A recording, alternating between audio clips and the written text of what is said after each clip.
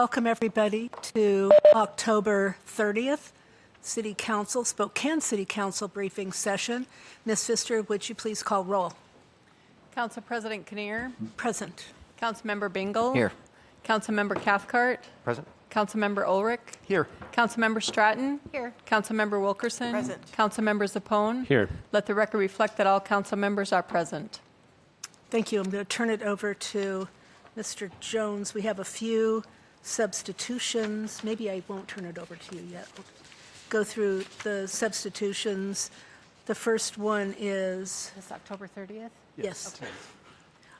Request motion to substitute the following item, and that's under consent with number 7. And I would need a motion, and it's just for this. Oh, we're just going to substitute the item. So moved. Second. Any discussion? All in favor? Aye. Okay, good. And then, page 8, under first reading ordinances, I need a motion to substitute ordinance 36456 with an updated version received October 27th. And, go ahead. So move substitution. Okay. Any discussion? All right, there will be discussion because we are going to have, is this the one we have, Brian? Yeah. Yeah. So, Brian Coddington, there you are. Come on up. And you and Garrett are going to tag team a little bit, talk about some other options for us. Yes, thank you. Do you want me to start off, Gary, or do you want to start off? Sure, you can start off. Okay. Do you want to lower or raise the podium just a bit? Lower the podium even There's further. a button on the There's a right side. button on the left. White. No, your other, See the 1970s cord right there? Yeah? That's Oh, the there one we you go. want. Got it. Oh, I thought it was the button. Sorry. That's okay. Is that better? yes, thank you. All right. Thank you. Appreciate it. Yeah, as we were talking, Council President and Chris and Garrett and I were talking about this, a few considerations as we think about how to best achieve the outcome that I think we're all looking for here, which is the best community engagement in terms of the budget process. As we look at trying to find a platform and a venue to be able to televise all of the budget discussions that are planned on a monthly basis moving forward. Just a few things to think about. There are some limitations technologically to how we are able to video and most importantly provide good audio out of a session. So here it works great because there's a dais with fixed microphones and a platform to be able to stand at and have a conversation. As we get out into a briefing center right now, although I know there's some modifications being made to the briefing center, as we get into like an events room over at the library or an events room at the pavilion, those are good spaces to be able to sit around a table and have a conversation. Those are less good for picking up audio. So in terms of how we provide that level of quality to our end user, which is going to be the community watching at home and online, we want to think through some of those limitations. As the briefing center gets redone, there may be a way to be able to provide better audio quality there. But as you think about the conversation that we had last week, sitting around that long table, it's more difficult to be able to pick up all of the audio that's happening around the table as a back and forth because there's not a fixed microphone in front of everybody. So one of the options that we have, I think, as we finish up the year, finish up the budget process, is to really look at how we want to provide that, what outcome we're trying to get, and maybe do a little bit of an extra action to talk about what's gone well, where are there opportunities to improve, and then what are we trying to accomplish moving forward for next year, and how do we best provide that. The other thing that we think about with City Cable 5 is moving into the pandemic. So pre-pandemic, we provided coverage of this meeting here in the briefing center, or sorry, in the council chambers during the pandemic because we needed a way to be able to connect with people. Pre-pandemic, it was largely happening in the briefing center and was not televised or not done on with audio. That meeting worked great for conversational purposes around a table, different level of discussion, different level of presentation than we have now with somebody coming up here to physically present. Because of necessity during the pandemic, we shifted to be able to do everything from here because the technology is here to be able to provide good quality audio, good quality stream for anybody to be able to do, and that was out of necessity during the pandemic for health considerations. As we've moved forward in this new world and the expectation, the convenience for people to be able to consume a meeting either in person if they choose or online, it's created a new set of of expectations and a new set of considerations. But on the back end of that for City Cable 5, as they produce those meetings, there's more than just turning on the cameras, turning on the lights, and turning on the audio. There's production that goes into it. There's producing of the meeting. Then there's after the meeting occurs to be able to put that meeting together in a meaningful way for the audience to consume with captioning and things like that. That puts an extra bit of load on the City Cable 5 staff with the same staff that's been doing that. We were able to do that during the pandemic, knowing that was a temporary and short-term consideration. Moving forward, the more meetings that we have televised, the more workload that puts on the City Cable 5, because it's not just the City Council meetings, it's the Park Board, it's Plan Commission, and all the others that go along with it, the Ombudsman Commission, Human Rights Commission, and on and on. So just wanted to throw that out for discussion and consideration as we talk about it, and I know Garrett's got some thoughts as well. Go ahead. Oh, yeah. Yeah, I just ask, I mean, isn't that what Channel 5 is for, though, is covering all of those? And It absolutely is what they're for. It's created additional workload and responsibility because of the pandemic shift and how we did those things. We had a limitation before the pandemic on the number of meetings that we covered. Those are not during 8 to 5 business hours all the time. A lot of those occur in the evening times, which means that we shift and staff accordingly, but it does take away from other things that they're able to do as well in terms of public engagement and public outreach also. oh, sorry. Did you want to add something? Well, I was just going to add, I mean, so far, with the feedback that I think I've received with our joint meetings, now gone through 3 of these, the biggest feedback that I've gotten as far as being constructive and great is having all council members and all cabinet members around a table having a conversation. So that's just one concern I have right now, as far as really this is the only venue we can achieve that successfully right now, and to try to accommodate that of everyone just sitting around a table and having a conversation. With the technology limitations that we have today, I just don't want to take away from some of that momentum as well, as far as just everyone sitting around a table having a conversation with all the cabinet members and all the council members together. Go ahead. Yeah, well, this goes beyond budget. I mean, this actually goes to all of our committees, and I know there was a response back from the administration saying they didn't want anything in code regarding requirements to film, but I think that we as a council, since it's our meetings, we should have some ability to make sure that those are recorded and provided to the public. And if it, I mean, this is not where I want to go whatsoever, but if it means hiring our own person and creating our own platform to do it, I mean, that could be the option, but we have Channel 5 right there, and so I'm not entirely sure why we can't just simply make it a requirement that transparency will rule the day.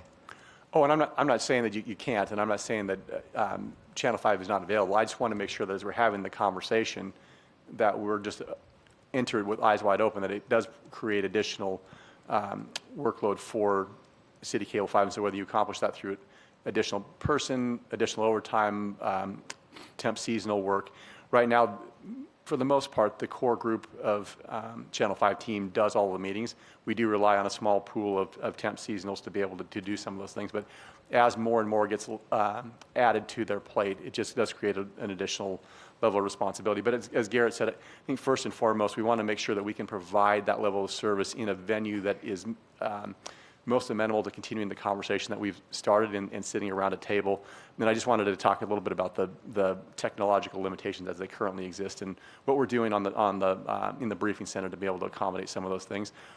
I think some of the audio gets better as the briefing center gets done, so that's into the first quarter, I believe. We haven't tested that yet to be sure that it's going to be perfect or good over-the-air broadcast quality, but just wanted to call that to everybody's attention so that you kind of knew that as you're making a decision. So one of the things you did mention was not just about this is not a good conducive place to have that kind of meeting, but are we, before we pass something like this, are we analyzing what worked well, what didn't work well? How can we tweak some of the provisions in this to make sure that we're accomplishing what we set out to accomplish and not just being reactive? Am I remembering correctly? Yes, you are. Yeah, I think there's some good opportunity to be able to do that. I think we've had some good momentum over the last few meetings that we've had in other venues sitting around a table. And so I think there's considerable good momentum and really steps forward there. So how do we take that and harness that and put that into a process that we can all live with moving forward and make sure that we can provide the level of service that you're going to expect out of any kind of an ordinance that requires broadcast of meetings. And briefing session, everything in here has been recorded, but as you said, when we were in the briefing center, Yeah. nothing gets recorded. We didn't have the capacity Right, before and- COVID. Right. Yeah. And we tested that a little bit, I think, with a meeting or two in the last 30 to 45 days. With mixed results, the video is fine, the audio is not as good, it's not as consistent. But as I said, I think that some of the upgrades that are going to happen in the briefing center may be able to get us to a point where it is better broadcast quality, but I just wanted to set the expectation and really make sure that we're working together so that we can provide the level of service that you need and desire. Councilmember Bingle. So is this just, again, setting an expectation, or is it a request for a deferral, or what is the ask here, I guess? Well, I think one of the ways that we can accomplish this is to do a little bit of an after-action. We're most of the way through the budget process now. The mayor's proposal is about to come to the council. The council then will finish up the work for the year on the budget. I think the state expectation is by the end of November, so there's an opportunity then to come back after the budget process is complete to do a little bit of an after-action. What went well? Where are the opportunities, and how do we best accomplish what outcome we're trying to achieve? I think that's a yes. Yeah. That's what it sounds like. Okay.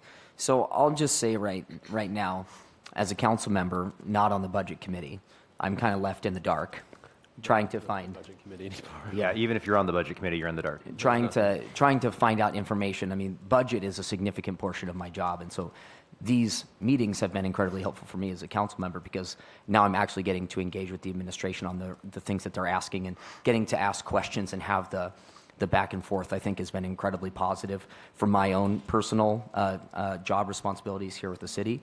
And so I think it makes sense, whereas those conversations that may or may not be happening are currently not recorded, currently not televised, anything like that. I don't think the community would be missing out for a few months on meetings that they're already missing on, for us to still publicly notice and allow people to show up to these meetings so that we can have them earlier and more often. I think that there's a ton of value in this, in creating a partnership, and I think that these are the ways that we're going to continue to build a lot of trust between each other, by continuing to have this dialogue and understanding where somebody's coming from. And so I understand what you're asking for. I think I would probably be more in favor of moving forward and then just still noticing these meetings, still having the meetings, and then getting them televised and recorded as quickly as possible. That would probably be my position on that. Any other discussion or questions for Brian or Garrett? Okay, wow. All right, so, thank you. Yeah, Brian. thank you. I would just say in closing that we completely agree that we've had really good discussion, really good dialogue. I think gives everybody a chance to ask the questions, to get the answers that they need to their questions in a good way. It is open to the public, but I think as we take that next step in making sure that's a meaningful engagement with the public, a meaningful option for them, it'll be good to have that conversation. Did you have anything else to add? Okay. All right, we had a motion to substitute, and we had a second. All those in favor? Aye. Aye. Aye. Any opposed? Okay. Thank you. Council President, Yes. so is the request for a deferral, is that what we're hearing? I'm just still, Yes. and when would you like it deferred to? Make that request. I think we should have a conversation once the budget closes as council time allows, and I think we could take it back up in December. So defer it till December. We will have a big change on this council at that point in time, and so it might be a very different conversation in December. Yeah. And this is something that we're going to be hearing today? We're voting on this today? Today's, yes. Go ahead, Councilmembers. Yeah, I would just say that my counter to having the changes is it might be good as a starting to the conversation with those council members to get their buy-in, because even if we legislate it and they don't have the buy-in, then they could change the ordinance in the future. So that might help with the buy-in so that they can get the history of it. Go ahead. Tonight is the first reading of this ordinance, Correct. not the vote. So can we have a conversation for a week, and then if we need to do something different, we can make an action next week? Yes, you can defer next week if you wish. It's up to the council. Yeah, we certainly could, and there might be there's probably some merit to this council, having gone through the process, discussing those pros and cons, and maybe there's a scenario in which we take this at the same time, the budget, you consider the budget on the 27th, so that this council has an opportunity to get all the way through and review what they liked and the opportunities moving forward. I guess I would say I'm open to something. This is intended to be very collaborative. You know, we've spoken with a number of folks in the administration about, you know, doing this again, and it seems as if it's been beneficial for everybody. And so if there's something that we can come together on, I'm totally open to it. But I don't want to defer it for the fact of, you know, maybe we don't have the ability to record the meeting. Yeah, no, I think there's a way to come together. I think that we're in agreement that the meetings have gone really well. I think there's a meeting on the books actually every month for the next 12 months or so. So I think we're in agreement there. It's just a matter of figuring out how we provide the level of service that you desire. Go ahead. So I would just question, really, would a week be adequate if we're going through this whole process of deferral? And I asked the administration, because when's our next meeting? Is it scheduled? The 9th. The 9th. So that was the 9th. I guess we could look at the 3rd. That's the following Monday for a vote. Hopefully we'll have some time for deliberations or if it's working or not. This So maybe doesn't the take 13th. effect until January, though. It won't if take you- effect until January, yeah. okay. But the substitution and how that's working. If you vote in favor of this, it wouldn't take effect until January. You can still schedule joint meetings, but this ordinance doesn't take effect until January. And I think we already voted to substitute. I think that Yes. already. Yeah, we voted yeah. substitute. And that, so the substitution stays. If you wanted to defer this next week, the substitution is still there, and you can vote to do so. Okay? I'm open to suggestion. Do you have a suggestion? No, I'm saying I don't necessarily want to defer it unless there's going to be a, you know, productive conversation moving forward. And so if that's the case, I'm happy. And we can do that next week. Yep, we don't have to do anything Good, yeah. tonight. No, we just- we don't have to do anything tonight. There's some time for conversation. Yeah. Okay. Let's move on then to Thank you. November 6th, Mr. Jones. All righty. Moving into the consent items, David Payne tried to take the entire consent agenda, but we'll go through 1 through 8 with Mr. Payne. All right. Good afternoon, Council President. The first one is a value blanket renewal with Dykeman from Spokane Valley for the purchase of variable speed frequency drives from December 15th, 2023 to December 14th, 2024 with an estimated value of $80,000. The second one is value blanket renewal 104 with Helfrich Brothers Boiler Works of Lawrence, Mass. For the purchase of superheater tube panels from December 15th, 2023 to December 14th, 2024 for a total cost of $2 million.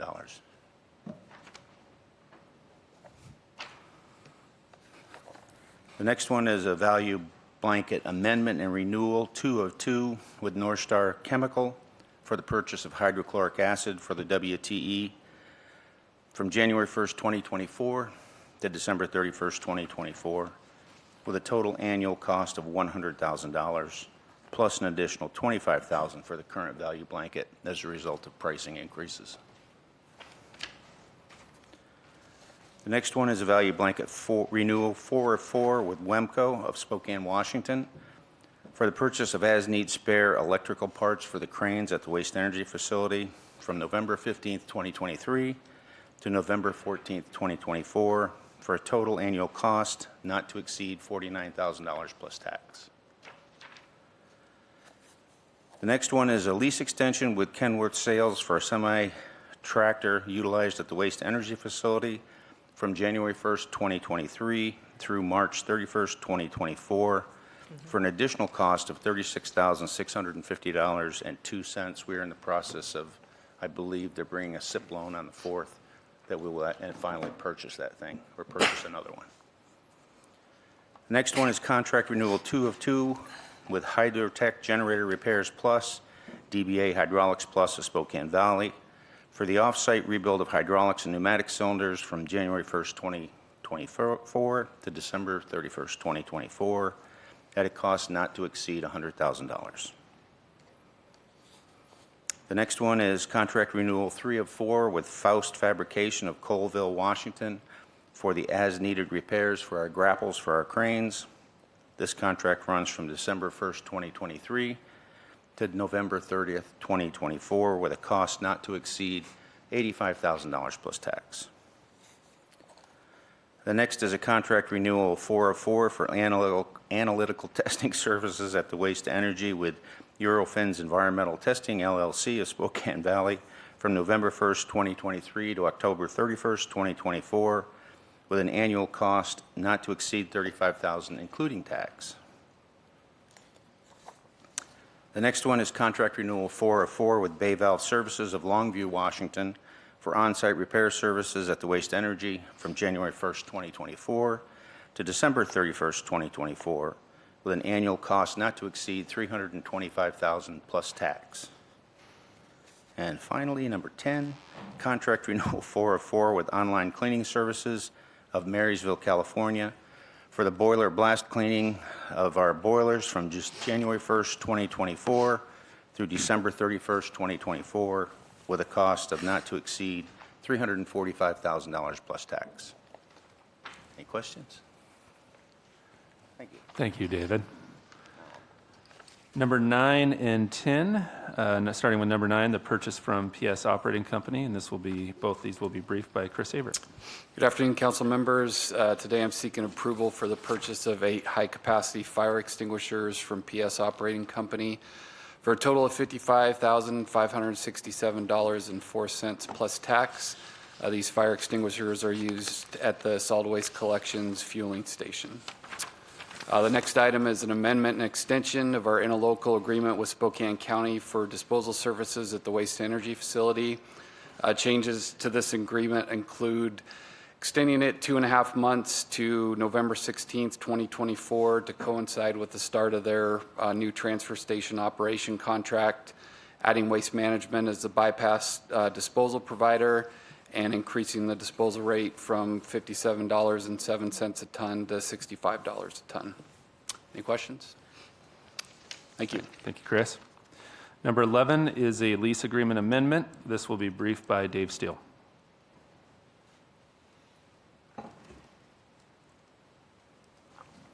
Good afternoon, Council President, council members. This is a lease amendment which extends the end of the lease with the Northeast Community Center from 2032 to 2038. This extension, it doesn't change any of the other terms, all the other escalators, those items continue, but this allows them to apply for and receive the DOC grant, which allows them to then fund the multi-care improvements for multi-care health systems. This goes into the former Northeast Library. So, any questions? All right. Thank you, Dave. Thank you. Number 12 is a low bid contract, and this will be briefed by Seth McIntosh.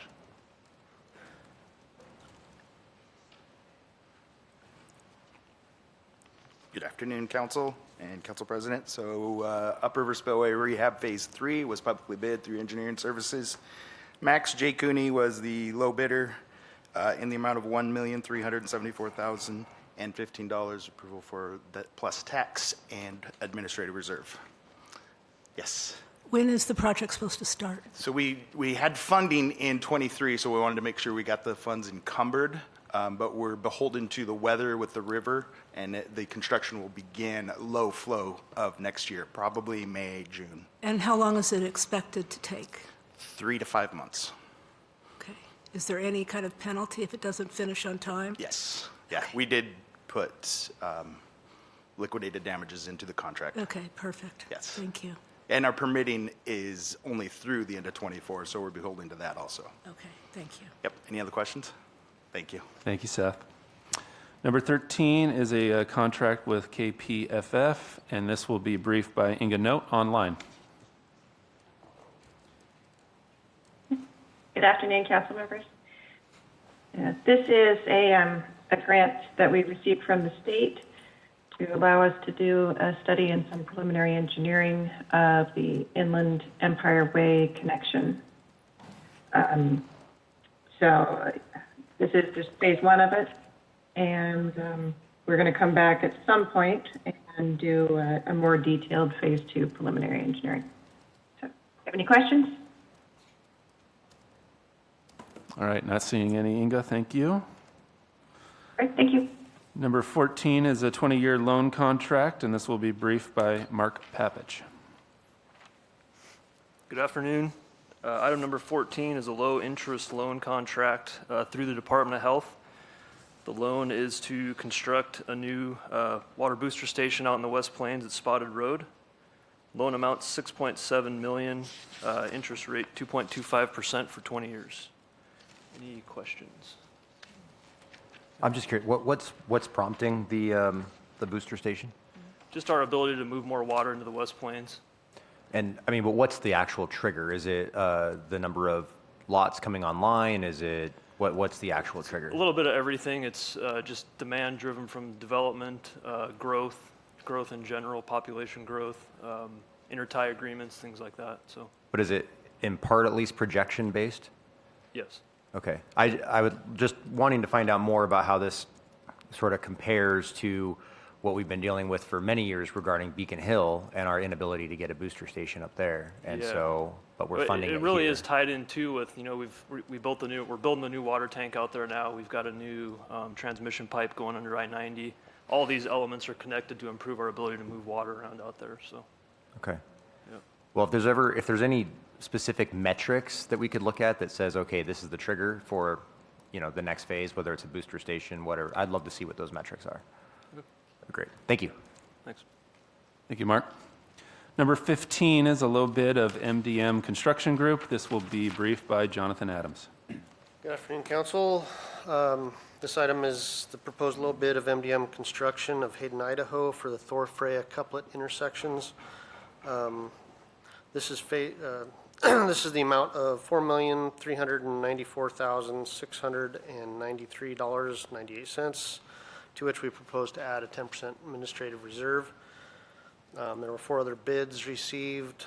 The low bid was $214,000, or about 4.5% above the engineer's estimate. This project includes a replacement of 4 concrete intersections where 2nd and 3rd intersect Thor and Freya. This is phase 2 of the project that completed the Thor-Freya couplet from Hartson to Sprague in 2022. This work is planned to start and finish in next construction season, 2024. All right, thank you, Jonathan. Number 16 is a amendment number 4 with Craig Trueblood, and this will be briefed by Lyndon. Good afternoon, Council. This is a request to increase Brian has this very high. Increase the contract with Craig Trueblood. This is for our NPDES appeal that is being heard next week. So Craig Trueblood will represent us. Libby Shadle is going to go over. I believe Marlene are all going over to Olympia, and we have our hearing next week. I think the 7th, either the 7th or 8th of November. If, in fact, we are not successful there, then we would appeal it, and we would be looking at more litigation costs. So we have spent north of $300,000 so far with Mr. Trueblood, first in advising and then 2, preparing the materials for this appeal. And we suspect that it's going to cost a little bit more. So we're asking to increase the contract, and this will take it up to $500,000 at this point. Those lawyers, I got to tell you. No comment. Thanks, everyone. No questions. Thank you, Lyndon. Number 17 is the recommendation to list the Parkade Parking Garage on the Register of Historic Places. I do not see Megan with us. We're briefed. So you're brief, so if there's any other questions, you can let me or Megan know and get those answered. I personally had a number of questions. I maybe could answer them for you. I was lying. I don't have any questions. All right, number 18 is a consultant agreement, and this will be briefed by Trey George. Good afternoon, Council. This is a request for consent to enter into a contract with Evergreen Stormwater H2O. They're going to administer a tape project, which we were awarded grant funding for $400,000 from Ecology. To be clear, it's actually $300,000 with the 25% match, so it'd be $100,000 to the city, which we're going to split 3 ways with the county and the valley.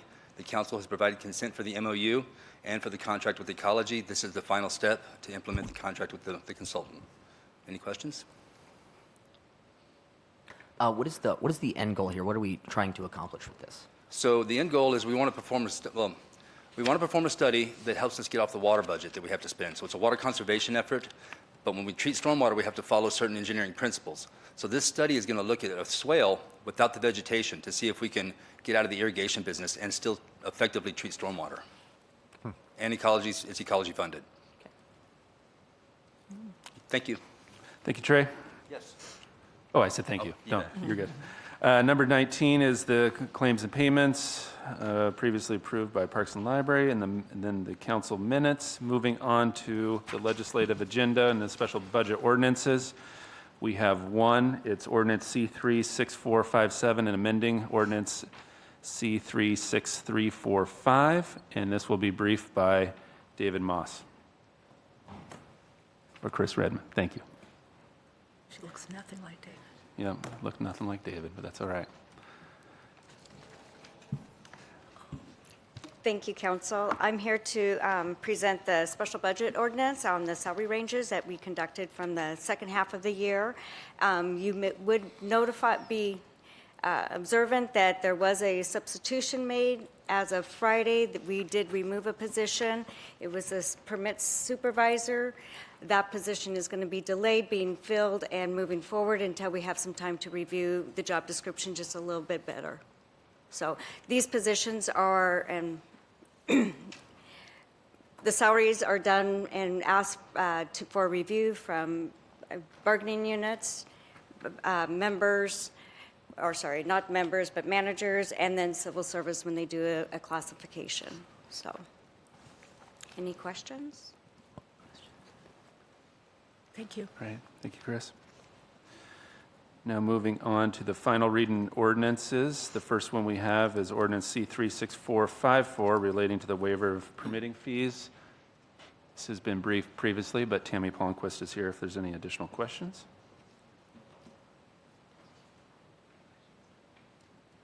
We are good, Tammy, thank you.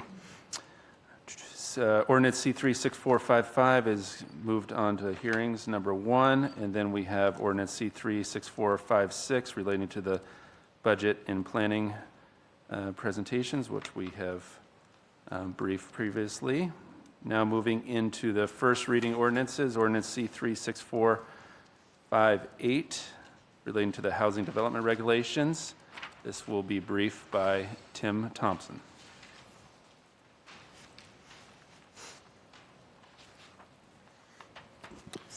All right, good afternoon, Council. These next 2 items are companion items.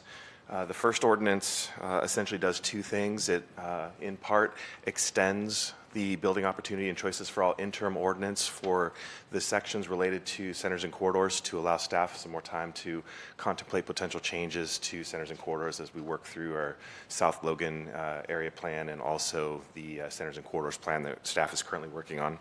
The second part of that ordinance will actually repeal then the remaining portion of the ordinance that affects what the second ordinance is intended to cover, which is all of those middle housing standards related to House Bill 1110. I do believe that you received a substitute ordinance earlier today contemplating a minor modification, just to clarify that the newly proposed standards do not apply to mobile home parks. Okay, so we will need a motion to substitute. So moved. Second. Discussion? All in favor? Aye. Okay. Thank you. And that's all I have. All right. Thank you, Tim. Oh, one quick question, sorry. What's the expectation for how long those sections are going to be extended for as interim? 6 months. 6 months, okay. Yes. Thank you. Thank you. Thank you. And then under hearings, we just have the one hearing for the 6-year citywide capital improvement program. And with that, that concludes the advance agenda for November 6th. Could I I'm sorry. Oh, did I miss something from Meldon? No, I was kind of the understanding you might want to talk to the county parks folks. Oh, before sure, have we forgot, sorry. The hearing tonight, so got Doug Chase and Julie Neff from County Parks here to, if you have any questions about modifying that park site into the retail water boundary, while they're here. Okay. Does council have questions about, now, remember, we have 6 items we're going to be considering. This was one of the items that was outside the UGA. It is a park that is also going to be mitigating stormwater. I did talk with Commissioner French about this, and he was adamant that it will remain a park. He's not going to do a bait and switch and all of a sudden build, 900 homes, which it's 10 acres. He could do that. So I don't know if we have any questions. Go ahead. No specific questions, but I just want to make sure if Commissioner French covered your concerns, then I'm good. I just want to make sure that we get those questions answered. And after we pass this, presuming that we do, the council then can get with the county and drop some sort of MOU that does solidify this.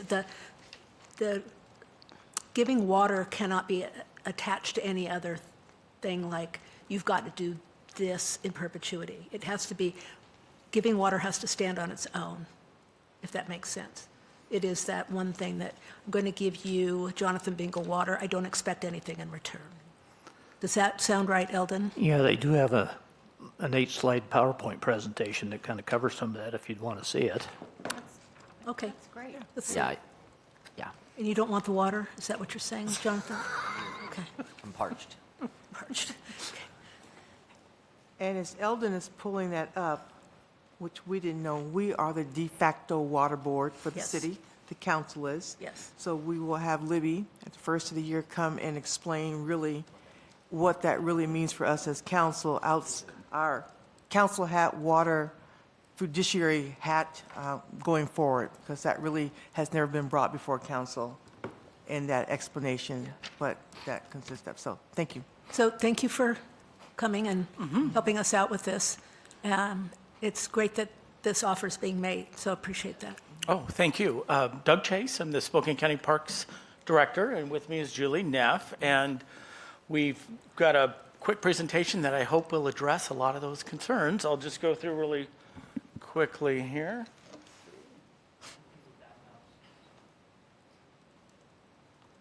There we go. Okay, this just shows the area. We are looking to address an established need through our, within our West Plains urban growth area, where we are definitely seeing development trend up. And so our goal is to serve this UGA, and here is a slide zeroing in on the exact 10-acre parcel that we have recently acquired. And the funding that we're using to acquire the land and to develop the park is ARPA funds. And so there are absolutely restrictions with those monies. So we have 6 million great reasons why we would never do anything but utilize this land as a park, because we would be required to return those funds to the Treasury. And so that warms my heart as the park director. That's certainly something I don't want to worry about. Yes, sir. And I apologize to interrupt. Does that come with any interest over the years, that if in 50 years that changed and $6 million for whatever reason is no big deal, does it become more than $6 million in the future, or is it always $6 million? I honestly don't know. When we learned that it would be required to give back, we figured that's all we need to know. But I'm happy to look into that, and we'll do that. Okay. Here's a close-up of the concept, and we have very intentionally worked with a design that will help to minimize the irrigated spaces within the park. We're wrapping up a master planning process that we started this last August. We literally will be presenting this to our Park Advisory Committee Wednesday morning, and I believe November 20th to our Board of County Commissioners. And so we're pretty excited with the design. There's been a lot of excitement from the community out there. And again, this shows we're trying to utilize the natural drainage that's occurring on the site and be responsible from a water usage standpoint.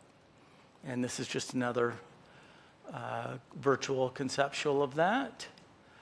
And here is one. Again, we're just outside of the UGA and the service area. And I believe the blue lines represent where water exists in proximity to the site, and the green lines represent sanitary sewer. And I think there's a manhole right there. That could be another conversation for another day. And the county is, again, more than willing to add additional restrictions above and beyond the criteria related to the grant. If that's of any comfort, we're happy to do that. And there's support with the board for that. And that's it. Happy to address any questions. What's the ratio of park that can be programmed to the stormwater mitigation piece? I honestly don't know. I would have to defer to the stormwater experts there. I don't know. Julie, has that come up in any of our conversations?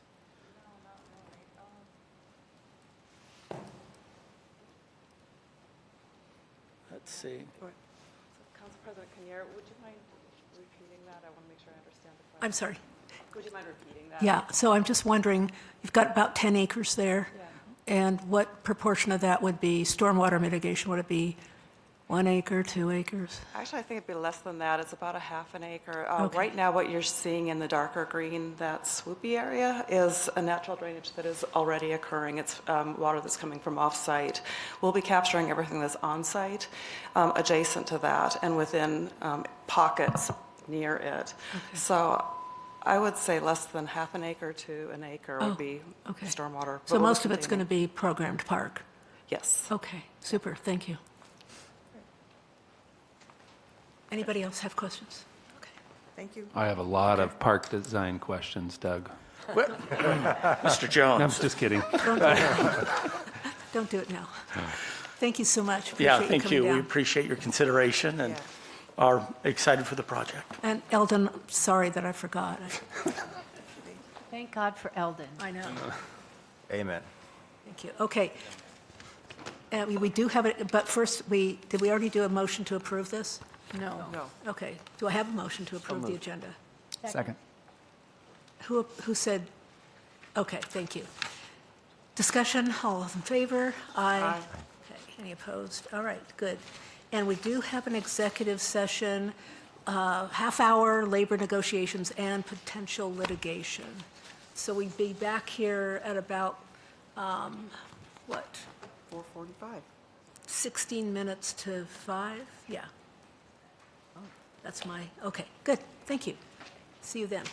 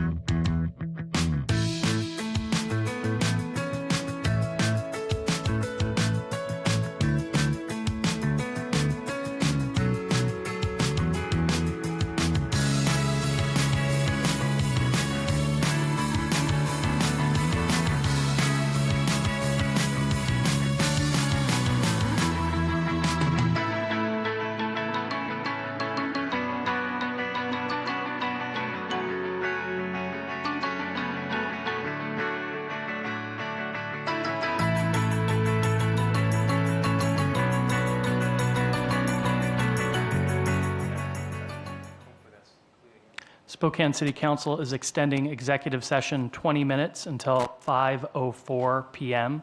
No further action is expected upon their return.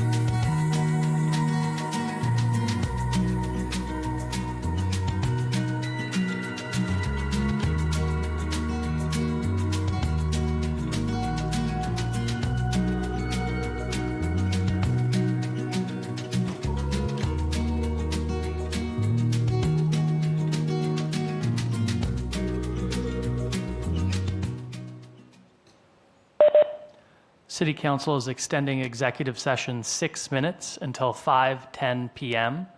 No further action is expected upon their return.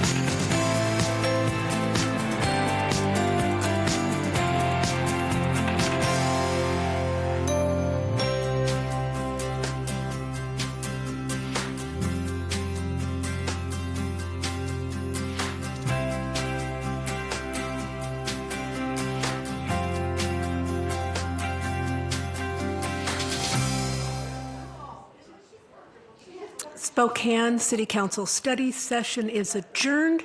We will see you at 6 o'clock for our legislative session.